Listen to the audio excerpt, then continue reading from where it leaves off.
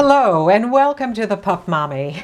In today's video, I'm going to be taking you through the subject of doggy daycare. And if you're considering doggy daycare, what are some of the things that before you commit your dog to that daycare facility, some of the things that you should know, some of the things you should be looking for? Because there are daycare facilities and then there are daycare facilities. And like with anything else in my videos, whether I talk about breeders or rescues, or I talk about pet sitters and dog walkers, not everything and everyone is created equal. So let's say that for whatever reason you're thinking about a daycare facility, whether you have to go to work all day or whether you just simply want a break from your dog, or you have special errands, or you have whatever, you want to go to a ball game or shopping or whatever, and you just need someplace to put your dog for the day. Or it may be a recurring visit, depending on your dog.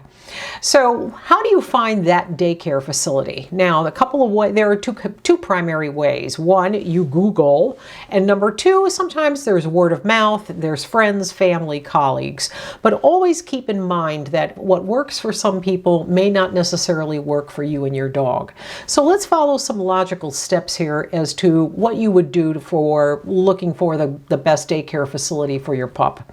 Well, number one, if you are Googling, you're going to find out that most daycare facilities, in fact, very few of them are standalone daycare facilities. They're usually part of a larger business operation. So you're going to have a daycare facility that will offer grooming. It may offer boarding and training as well. All right, now when you're looking at these daycare facilities, one of the first things that you should notice is that there's probably going to be a protocol that they're going to have to assess your dog prior to accepting it into their program. It's kind of like a registration program. You're going to fill out an intake form. They're going to ask you questions about your dog's personality. Is there any kind of bite history? Is your dog kind of a social butterfly, or is it more of a human one-on-one dog to person contact? Or how sociable are your dogs? The next thing they're going to be looking for also is that they're going to be looking at making sure that your dog has the necessary vaccinations. The two primary vaccinations that your dog must have to be in any kind of daycare facility is number one, rabies, and number two, Bordetella. Now, with Bordetella, that is the vaccine for kennel cough. And the vaccine needs to be given to your dog at least 5 days to 1 week prior to your dog going into the facility. If there is any daycare facility that tells you that, oh, we can give it to you right on the spot, no, that's not how it is done.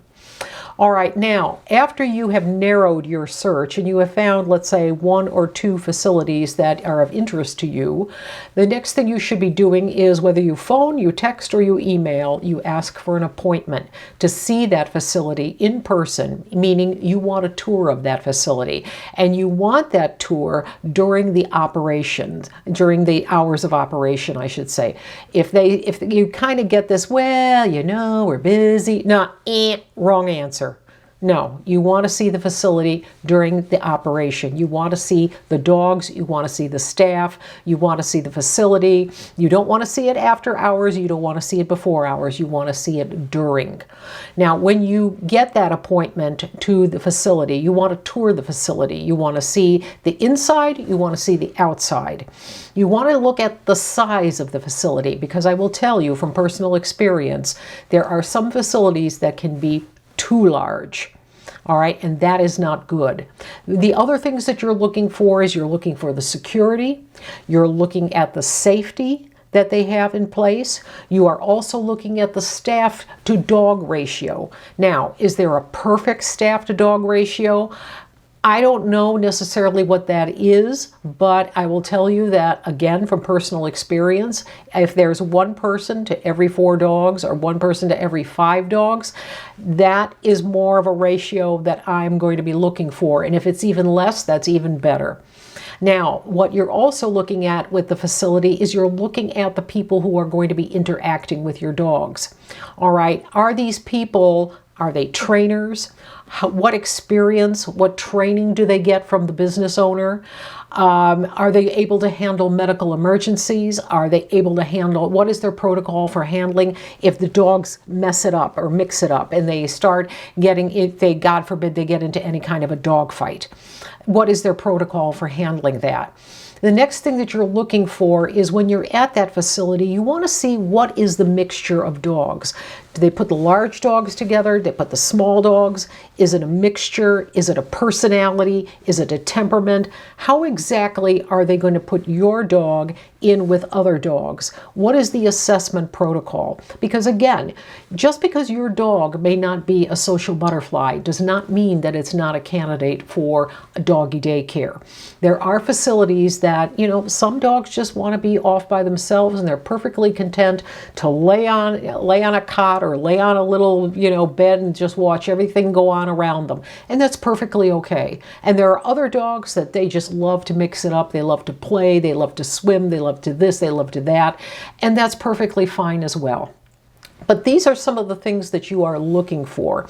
The other thing you might also ask is, what is the daily routine? All right, when you bring your dog in the morning, is there a break? Is there a treat time? When is the feeding time? What happens after feeding? Are they rested?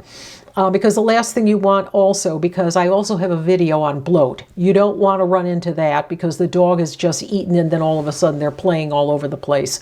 You need to understand what is their protocol during the day, what is their daily routine for dogs large and small. Now, the other thing that I would probably mention is also look around the facility and ask the owner if they have any kind of camera monitoring, so that, you know, I have been to facilities, for example, where if my dog is in daycare or it's in boarding, I can just type in, you know, the key or the whatever, and, you know, it's on my phone. I can watch my dog. I can see what's going on. A lot of daycare facilities have that available. And finally, I would say in closing at this point, and I probably left some things out, but I don't want to make this video overly long. When you pick your dog up from daycare, pay attention to your dog. Look at your dog, and does it look tired? Does it look happy? Does it look excited? Is it a tired happy? Was it happy to be there? Or in the case of a couple of my instances, I found out that, you know, to my detriment and to the dog's detriment, that it really wasn't a great daycare facility. Yes, I did go to it. I had some questions, but I was kind of like, sometimes what you find yourself in, you're in a bind. You need to find a facility to leave your dog for one day because you have to be in a business conference and it's going to be all day. I had a Doberman and 2 Bostons, and I took them to a facility that was recommended to me by my neighbor. When I went to pick them up, everything was clean, everything was secure, everything was safe. But when I picked them up and I got the 3 leashes in my hand, I was practically dragged out the door. They couldn't wait to get out of that place.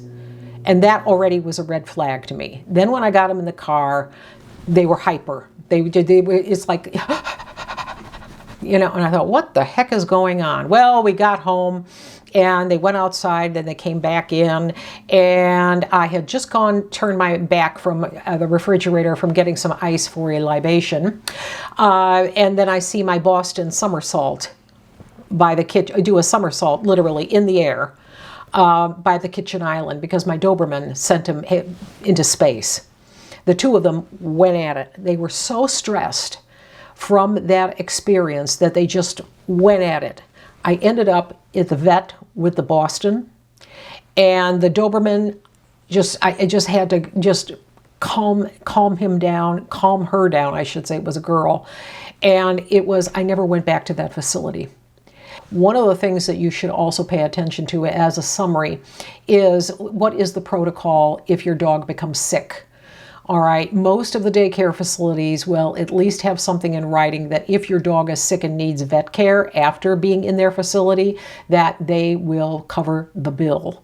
All right, so keep that in mind as well.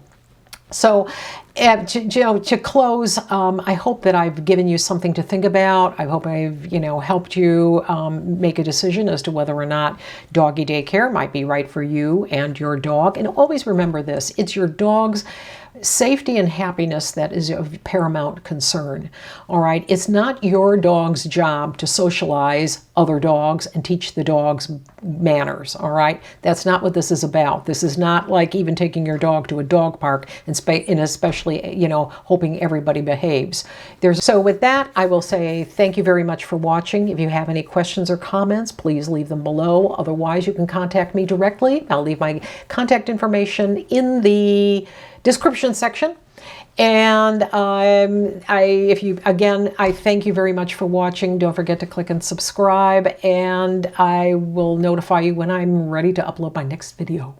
All right, so thank you very much again. Bye for now.